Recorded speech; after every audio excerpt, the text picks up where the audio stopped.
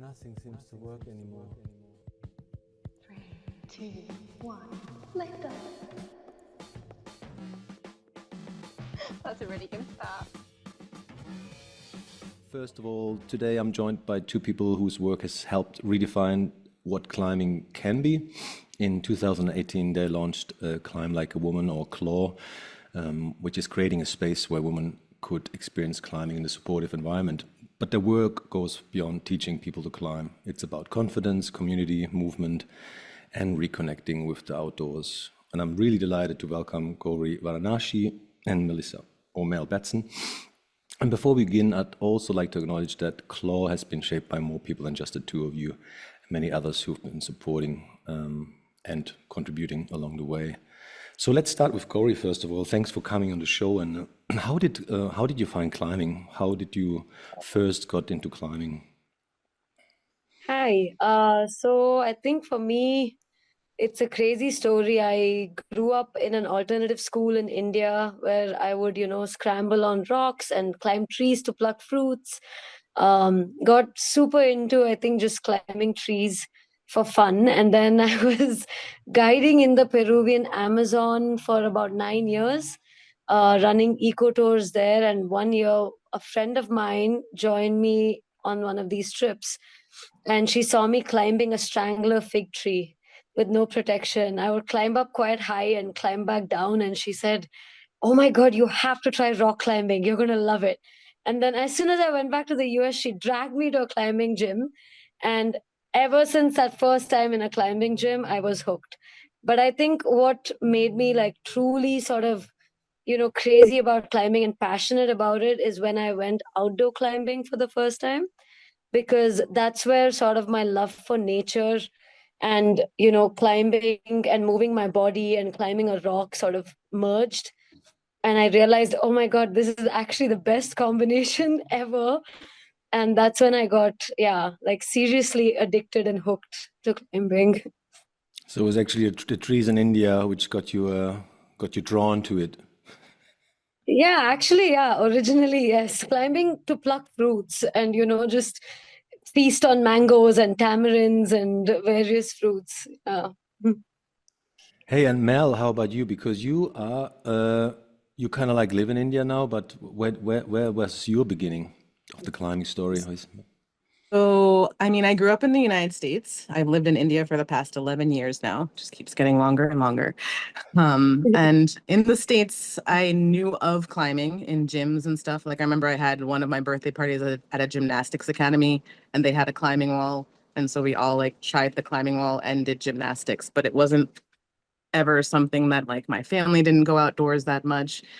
We weren't very much into like doing things outdoors. So I never really put it together that you could climb in a gym and you could also climb outdoors. Later in life, I was living in the Netherlands and I had some friends, and two of them were climbers. And so they used to go to Fontainebleau every year. And so I would tag along with them.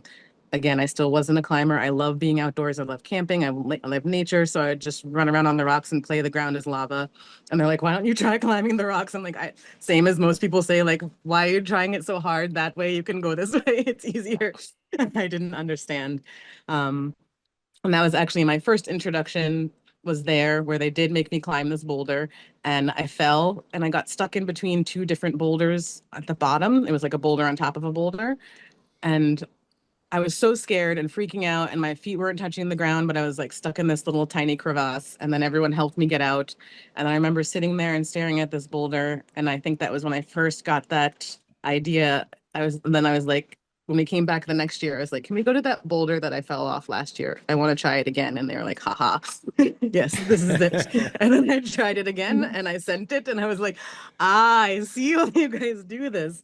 And this was just before I moved to India. So I lived in the Netherlands. There's nothing to climb in the Netherlands. It's flat. There's nothing. So I did continue to go to the gym a little, but then I moved to Bangalore. And I think that was one of the best places I could have moved in India, because I tried the Bangalore climbing initiatives, had a top rope workshop, which I think they're still running today. I took that workshop and I met all of these climbers that were so excited and so stoked. And I started climbing with them like every weekend, weekend warriors type of thing. And yeah, I was hooked every weekend. And then that turned into, let's go before work because I could get to office at 10 or 11 or noon. And yeah, and then I started bouldering a lot. Not so much top roping because I was deathly afraid of heights at that time still. But yeah, I was hooked. Yeah, so you both got hooked, and then 2018 something started. I mean, Gowri, what's claw? I mean, what does claw stand for, and how did you? I mean, I guess you both kind of also got into it at the same time. How did you come up with the idea just to do climbing for women? Yeah, I think for me, because I lived in the US, and I was studying there, and I got introduced to climbing in the US essentially, but then I quickly also realized that there are people climbing in India, but it was like a whole process. I had to reach out to people and try and like there's no information online, right? So I had to literally like reach out and find out information about who goes out and climbs in India and like where do people go and how do you get involved with this. And so it was like a whole process because it was so much smaller in India compared to the US. And then I finally, like started coming, like every time I would visit home, I would try to be in touch with the climbing community here in Bangalore and go out with them. And this was in 2014, I think, was when I first started, like, yeah, coming back to India and climbing. And I started noticing that, in the US, there were all these ladies' night at gyms and, women centered sort of events. And I myself attended a Flash Foxy event, which was for all women, and I realized there was so much sort of support and so many things being done for women. And then I would come back and climb in India, and there were so few women climbing. There were like a handful of women climbing, but they were all competition climbers, so young girls who were not really going outdoors. And if you go outdoors, it was literally myself and maybe two other women, these old school women climbers named Lata and Suma, who And would like come Suma. on. Yeah, Mel knows them too because Yeah, Mel eventually they had only joined the scene once. and met them. Yeah, the crazy sad part was I was like, I would meet all these women climbers in the US, and then I would come to India and be like, where are the women climbers? And half the time, these two other older women couldn't come out regularly. So it would just be me and, like, with a bunch of my like male friends, which was great. I have so many male mentors, but at the same time, I was missing that sort of energy of like having women around as well. And I think over the next few years I started like paying attention more and more and thinking about this sort of gap in gender, especially in outdoor climbing in India. And yeah, it was just kind of in the back of my mind. And then in 2017 Mel, I think I met Mel in 2017 as well, I like was early just thinking it was 16, 17, sometime around 2017. there, because I started climbing in Yeah, 2016, and everyone kept thinking that I knew Gowri because she was living in New York and I yeah, was from New York, and so yeah. obviously we must know each other. But we ended up meeting, I think, yeah, end of 2016 or early 2017 in Bangalore. And that same year, I had applied for like a Live Your Dream grant with American Alpine Club and North Face. And in my grant, I had written that, I want to do something for Indian women. And I think that was just there. And then when I finally decided, okay, let's do something about this, like the first women I could think of were Mel and like three others. So I reached out to these women and I said, "Hey, shall we do this?" And yeah, that's how Climb Like a Woman came about. And initially, we didn't have the name. We didn't know exactly like what we were like. The first year, we said, "Let's just do a women's event. Let's just make like a fun only women's climbing event." And see where it goes. But then I think literally after the first event, we realized that this is so important in terms of social change and in terms of empowering women and all of us together changing our own stories internally and saying that we can do things. And I think it just became way more. We realized it pretty quickly. So that's how Climb Like a Woman came about. The first one was 2018. Yeah. I just love the way you kind of started because usually the cool NGOs, the grassroots NGOs, kind of just start with something. They have no idea. They just think there's something we really want to do. Let's just do Yeah. it. I mean, Mel, looking back at that first event, how was it? I mean, like in regards to organizing and also like getting the people together. If you look back at it now, how would you describe it? Wow, it seems like it was so long ago. I can barely Yes. remember like the organizing process and stuff.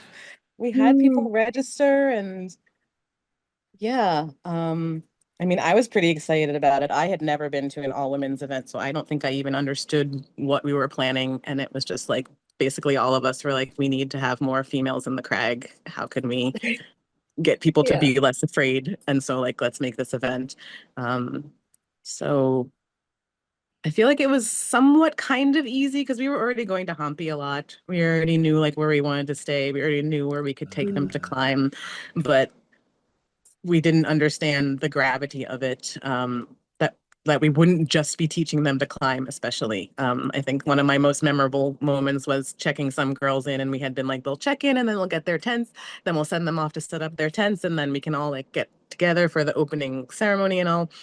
And handing those first girls the tent and them looking at it like it was the most foreign object they've ever seen.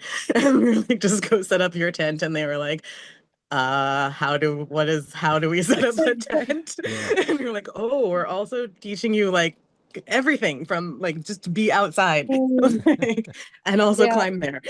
But like so that was fun, and everyone had just great spirits also from the start. It wasn't like they were like, oh crap, we don't know how to set up a tent. They were like, can you show us? And we were like, yes. And then we showed them how to set up a tent, and now they know how to set up a tent. And so from day one, step one, I feel like we already had that feedback of like, okay, we're helping women Mm, learn some new skills that they didn't think they were going to learn. And yeah, from there, I think it was entirely rewarding. So maybe the reward is clouding out any of my memory of how hard it was. Was it very difficult to make that event happen? I don't remember. Maybe anything you want to add, Gowri, to the first event? I mean, were you nervous? Were you kind of like excited, or was it just a whole bunch of things? Yeah, I think we were definitely a bit nervous. I think it wasn't like crazy hard, but at the same time, I feel like I remember us having to figure out a lot of new things. Like how do we approach people and ask for sponsorships? And like, Mel, I don't know if you remember the whole confusion with the crash pads and I like, was just thinking that. I was like, oh like yeah, that there was was something I definitely definitely uh, forgot on yeah, there was purpose. there was definitely some stressful moments where we were like, oh my God, we still haven't figured out crash pads yet, even though someone said they would sponsor it to us like a day Mhm. before, people were going to arrive.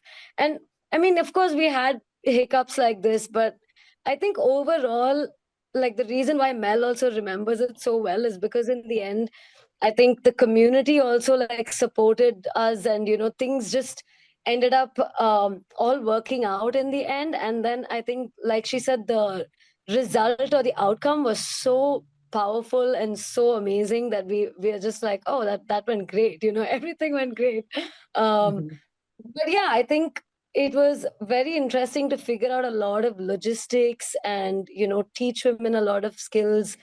And I think the biggest thing out of everything was the feedback we got from women, right? Because we started hearing women we do have discussions during Claw, and some of the things that started coming up were like just so sort of, mind blowing because women were like, oh, we can just dress however we want. Like, this is a very judgment free space. And especially in India, I don't know if you know, but there is this taboo against women going out and being out in the sun and getting darker. Like, you need to look as white or fair as you can Mm. because that is prettier or more beautiful. And so there's this whole thing where so women were coming and telling us we can just be out in the sun and get tanned and no one cares, and we can get scratches on our skin and like no one's gonna bother us or ask us questions, and we're just doing all these things that we're never allowed to do. And that's when I think all of us were just like, oh my God, this is, yeah, way more than just teaching women climbing.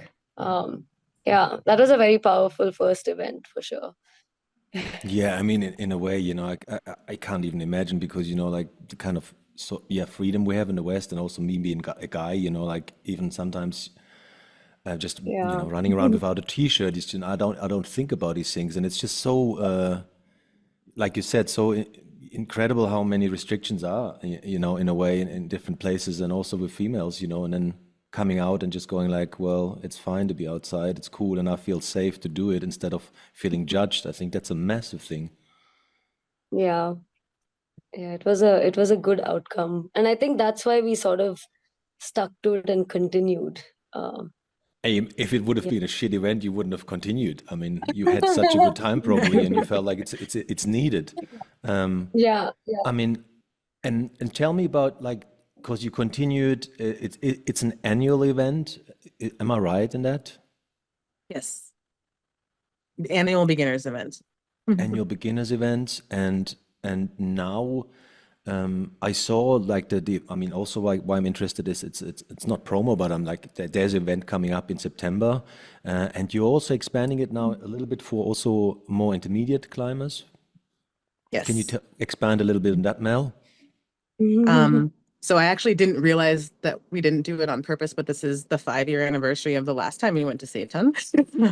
And this is the time when Oh, we are introducing the Experience Climbers event because in that 5/8 years, wow, since the first event, there have been many, I have seen a large increase. I'm sure Gowri has also seen a large increase in the number of women at the crag. I'm not yes, taking full yes. responsibility for this as Claw. I think it would had to be with the timing that we came in at the same time that climbing was really Mhm. taking off in India and kind of put it forward that women should also do this. And so lots of women have been participating in climbing in India compared to when we started climbing, the two of us. Mhm.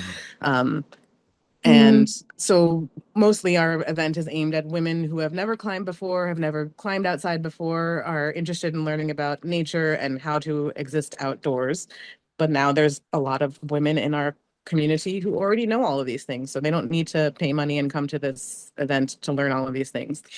So we thought, let's have a community event. We're not going to charge for it. We just want women to come and be at the crag together. And so hopefully we can gather all of these experienced climbers that have come out of our own labor and the labor of many, many, many other women and men. And we can get together and climb together. And how awesome would it be if we all get together in Seitan and then women open some routes together? Because again, if you have a small population of women in a country, then most of the routes in India, all of India are opened by men. I mean, I think except for Power Star, there's probably not any crag or any location where there are like multiple routes that have been opened by a woman. So that would be one of the coolest things to come out of this. But I mean, obviously, just getting women together to climb together on purpose is a great motivation as well. Yeah. Do you want to expand on that, Gowri? Because you were quite motivated. Yeah, no, I think Mel quite well covered, our sort of thought behind this intermediate or advanced event that we want to do. Um, I think also because, it's how do I put it? So when we have claw, we have, let's say, a number of women. Out of the 30, 15 to 30 women join us. And out of these women, every year, it's not a huge number, but there have been a certain number of women who've continued to climb, right? And then they become sort of intermediate climbers over the years.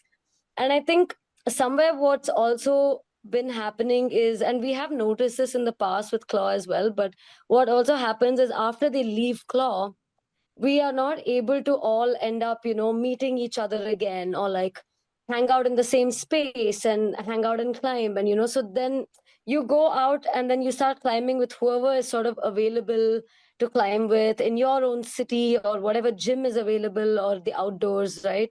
And so somewhere, this sort of everyone just kind of goes on about their own lives and climbing. And the women who have continued to climb since claw or even the other organizations that who have done events, and women have come out of those workshops and events as well, none of us have this common space where we can all meet up again and climb. So I think the other idea behind this was to, create that space where because otherwise it just never happens. You think it's going to happen, but if you don't organize it, like no one is putting in that effort to say, hey, like, shall we all meet up here and climb? And so we Yeah. realized we need to have a space where all of us women can just come back together after a couple of years or every year maybe, and just see each other and hang out and climb together again. And yeah, and like Mel said, I think one of the things that we would try and do is open a couple of boulders, even if it's just two or three, because um I am someone who I've like really been trying to push in the outdoors, and I notice over and over again that it's like a certain type of movements or a certain type of boulder, because it's all open by men. And yeah, and I've had conversations with my male mentors who have said, you guys should go, you women should go and open more boulders. It'll be so cool to have that. And so yeah, we've been thinking about it. So I think that's the sort of the goal for this meetup that's happening after the Claw annual event. So we have the annual event or the beginner event at the end of September, and then the first weekend of October is the community event. Get the Yeah. brushes out and get Yeah. down and dirty. Yeah. I mean, Go I think clean. it's so important to also be part of the history. I mean, like just to show like what we also here, And Yeah. I mean, scrubbing rocks. I mean, it's for some. I love it. I think it's a great process. You discover stuff. You actually look at holes differently. You take your time. You have the joy of actually trying movement which nobody's ever done. It's like it's a Yeah. very creative process in a way, for me anyways, and it's a really joyful activity. And if you're with a few people together, nobody knows the beta. There is no beta video because nobody's climbed it yet. I mean, that's Yeah. awesome. Huh? I mean, Yeah. oh, my heart's And we opening were up already. Ours and too. we were opening with all the women coming together, and us going and opening, like cleaning things and brushing and figuring out the movement together. It would just be like another different type of process that would hopefully bond us all even more, create more connections. And yeah. And also, it changes a little bit, I think, from a consumer perspective to a creative perspective. You actually, it's not that Mm, complicated. I mean, like cleaning boulders. I mean, sure, it's. I mean, you should have to be aware of like, environmental stuff in the area, how much cleaning is okay, what's the stuff the yeah. landlords or landowners in general. But the thing is, um, people think it's so complicated, in my opinion, or they're just so used to going somewhere where stuff is established, and they just want to try Yeah. others, they want to try established stuff. But I think it takes away the edge of how hard is it really. There's no grade on it yet. There's no pressure because there is Mhm. no grade on it yet because nobody knows yet. Um, but coming back to the safe space, I want to kind of like talk a little bit about that one more time. And what makes these meetups different, in your opinion? And want to just start up with Mel, maybe quickly. Well, what makes it different? Well, Gowri already touched on a bunch of the like faux pas in societal faux pas of like not acting like a woman. Um, but I think there's also just a different energy in general at these meetups. Maybe it doesn't, sometimes it does happen right away. I remember, I think it was in Botany, and we had our like first night's recap where we were all sitting around and talking, and Gary was saying earlier how we have discussions. I think we had a lot of discussions at that specific meetup in Botany, and every single one of them was so emotional, and everyone was opening it up so much, like literally on the first day that they had just met each other like that morning. And everyone was already opening up and feeling like, so there's something about that all woman space, and I think also trying something new that you've never done before that might be a little bit intimidating or scary with someone else, and then getting through that together, I think makes you even closer, and able to open up to each other, and just this gentleness that you don't usually find when there are less women than guys. I mean, sure, if there's guys, you can also have this gentleness, but it's not the same as if it's all women, I don't feel. Um, yeah. So I feel like, yeah, the vibe is definitely something that is different from these events. There were And there's a lot of hugging at that event. I mean, there's always a lot of hugging, but that particular one also it was really great. I love hugs, so it's great. and I mean, from a perspective of like you have become also peer to peer. I mean, you're coaching. I mean, like these beginner meetups, they are also entail coaching. And have you learned anything about yourself in regards to coaching? Have you developed as a person um, in regards to that? You know?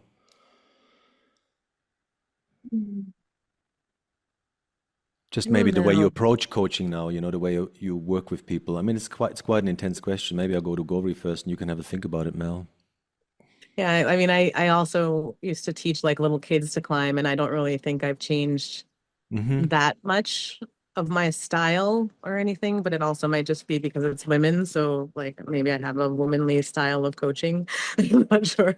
I also am a yoga teacher and I teach slacklining. So I've been teaching people how to do movement-based activities for quite some time.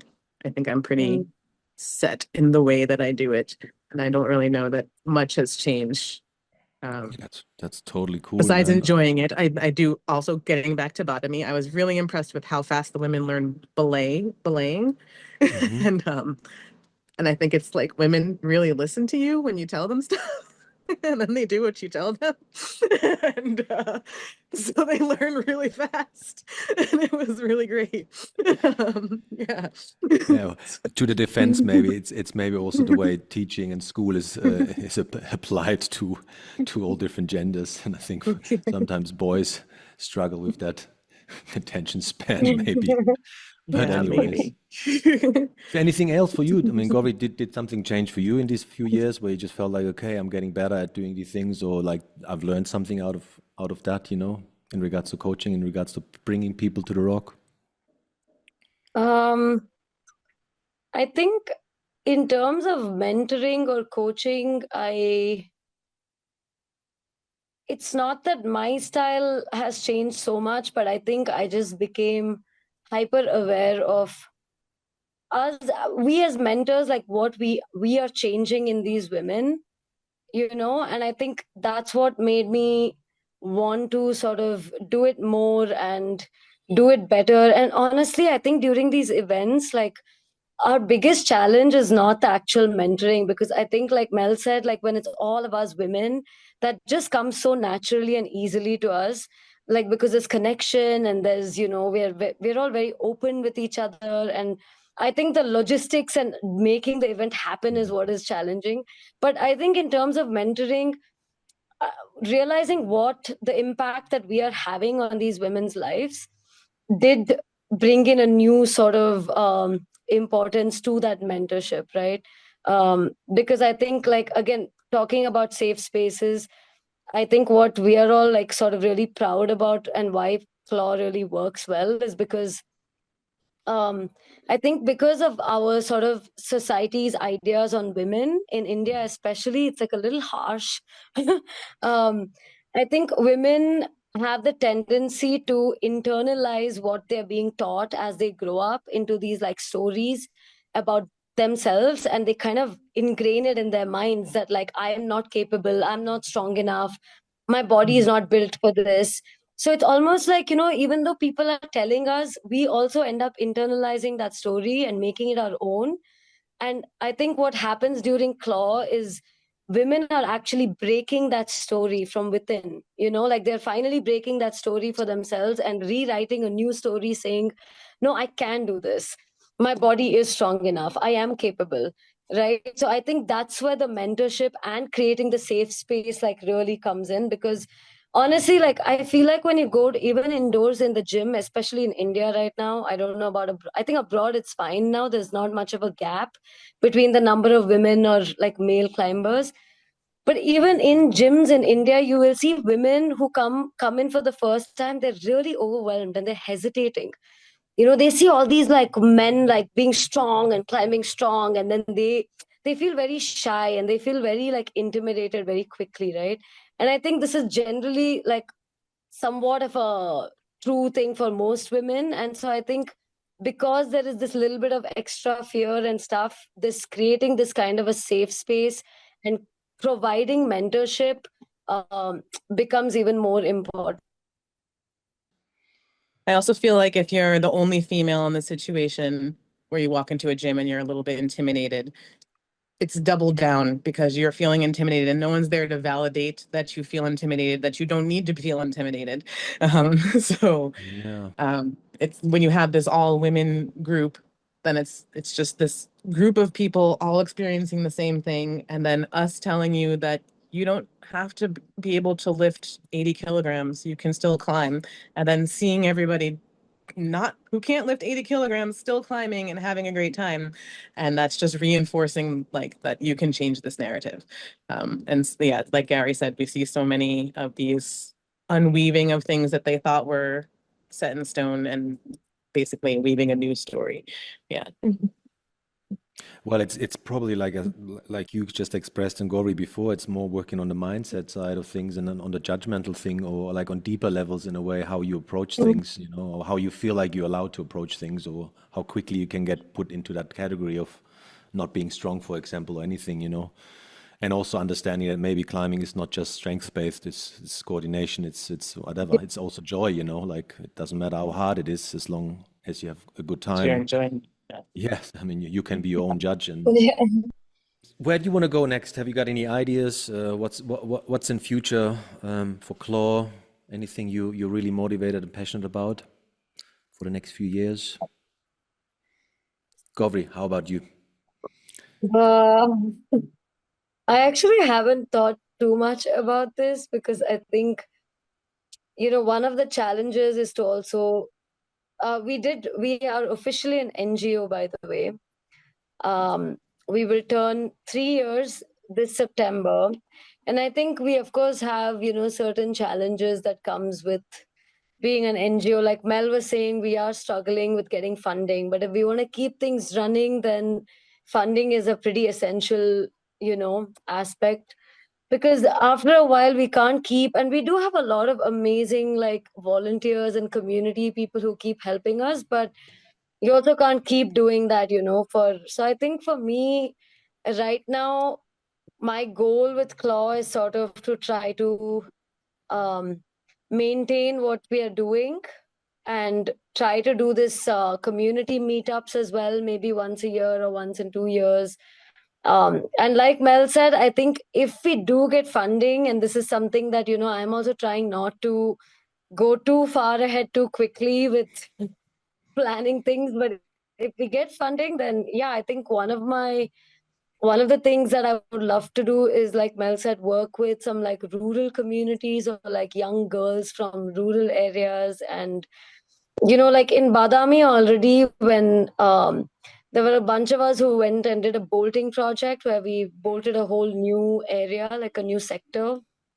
And one of the things we noticed was the young girls, where we would walk through the village every morning, they really wanted to come learn.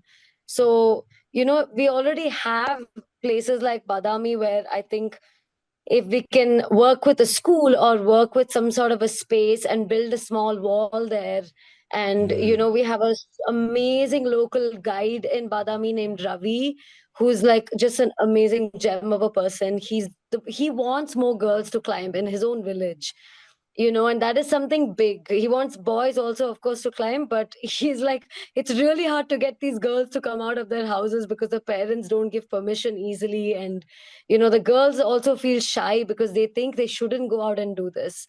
Um, so he's like, I really want to do more of this work. And I think it would be so nice to be able to partner with someone like him and a school maybe there and build a wall and create like a sort of program, where we support young girls and even the village, like boys and girls, to go out and climb and, work with, yeah, just more underprivileged communities who are not able to get access as easily.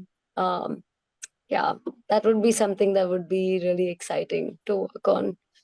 And for And to be background on that, Badami, like Hampi, is it's a climbing destination. People come from around the Yeah. world to go climbing there. So the fact that even though foreigners are coming from around the world to go climbing there, and Mm. girls who live there are like not climbing there, it's kind of ridiculous a little bit.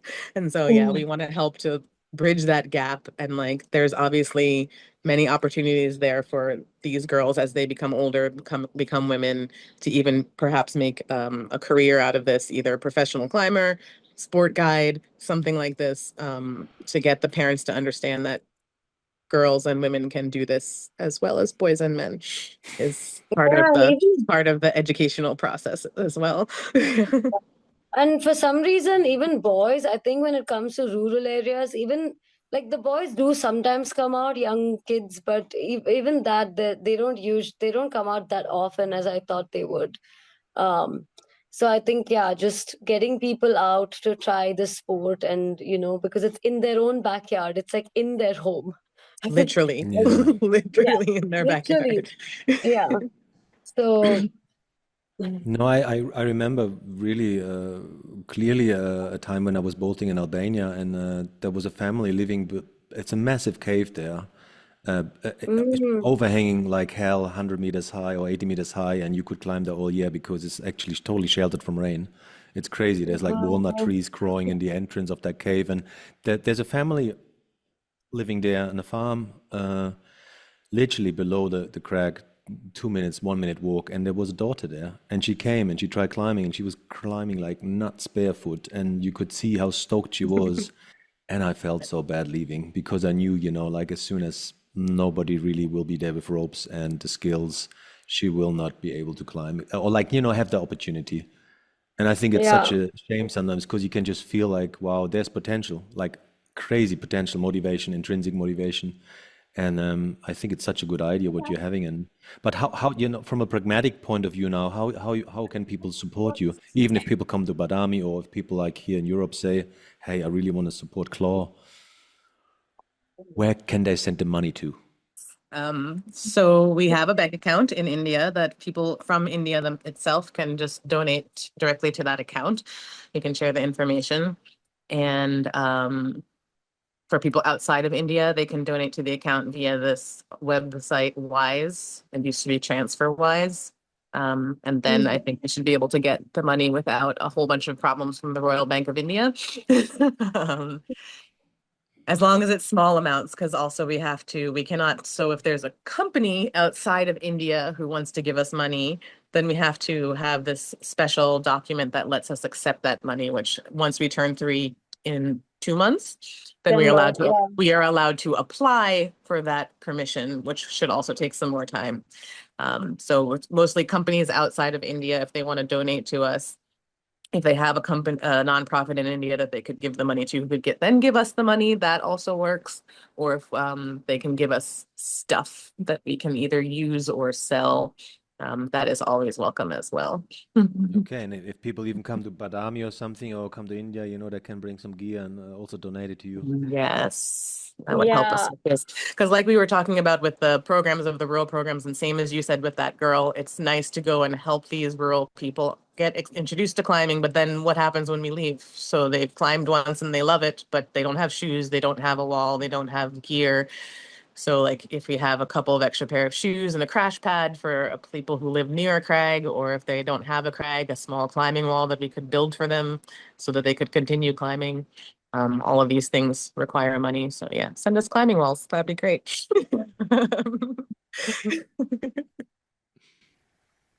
Hey, thank you so much for being here today, and I think your roles and your work is really really important, and I know how much work and effort and time it is involved, but just keep up the spirit. I got the Thank spirit. you. Thank you so Thank much. you And I so will much. also like add all the informations of Claw, your website. You have a great, by the way, compliments, a great Instagram account with updates, and Oh, I follow you as well. And it's really cool to see what's happening. I wish I could Super. go to Sethan, Thanks. but I think I have to pass. Someday, thank you. someday. Let us know when you Exactly. come. Sure. Yeah, please visit us. We'll meet you there. Yeah. Nothing seems to work anymore. 3, 2, 1, lift up. That's a really good start.